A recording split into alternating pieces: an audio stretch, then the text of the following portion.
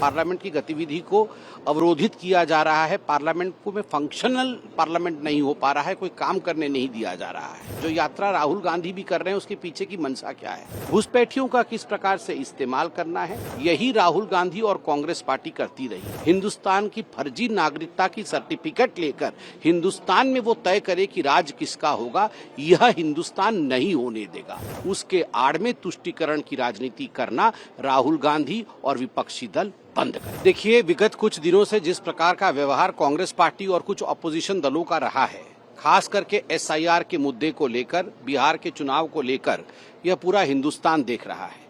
मैं पार्लियामेंट के बाहर खड़ा हूं, आप सभी देख रहे हैं कि पार्लियामेंट की गतिविधि को अवरोधित किया जा रहा है, पार्लियामेंट को में फंक्शनल पार्लियामेंट नहीं हो पा रहा है, कोई काम करने नहीं दिया जा रहा है। इसके पीछे की मंशा क्या है? जो यात्रा राहुल गांधी भी कर रहे हैं उसके पीछे की मंशा क्या है? इसके पीछे की मंशा केवल एक ही मात्र है और वह मंशा है किस प्रकार से घुसपैठियों को बचाया जाए। जो देश के इन्फिल्ट्रेटर्स हैं, जो देश के अंदर घुसे हुए हैं, जो नागरिक नहीं है देश के, यह एक प्रक्रिया है, स्वाभाविक प्रक्रिया है कि इलेक्शन कमीशन का ये दायित्व बनता है कि जो घुसपैठिए हैं किस प्रकार से उनको क्लेंजिंग की जाए, वो इलेक्टोरल रोल में नहीं आए और वो इलेक्शन में भाग न ले सके। ये अधिकार उनको नहीं है वोट देने का।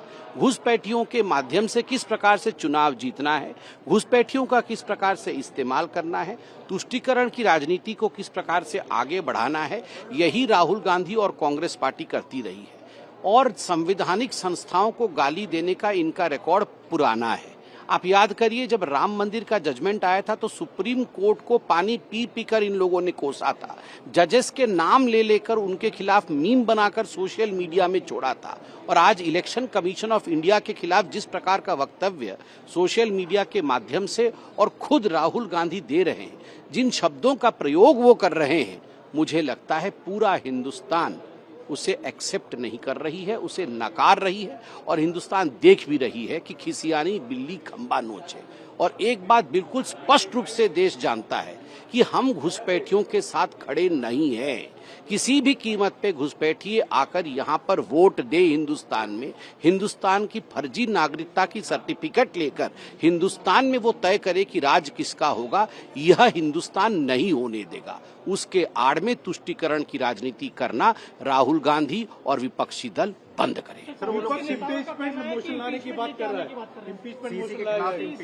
देखिए, ऐसी कौन सी संस्था है जिसके खिलाफ विपक्ष खड़ी नहीं हुई है?